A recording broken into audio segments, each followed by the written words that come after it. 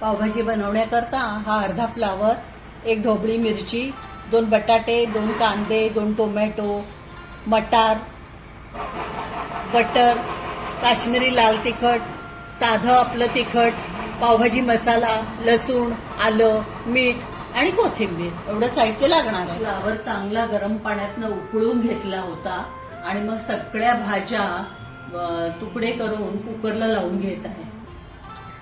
कांदा चांगला तेलावर परतून घेतला आहे. त्यात लसूण, आलं आणि काश्मीरी लाल तिखट घातलं आहे. पावभाजी मसाला पण घातला आहे. कुकरमधनं भाज्या सगळ्या काढल्या आहेत आणि आता स्मॅश करते. 10 मिनिटात भाजी तयार होईल. आपली पावभाजी तयार झाली आहे. वरनं कोथिंबीर घालूया आणि थोडासा एक बटरचा क्यूब घालूया.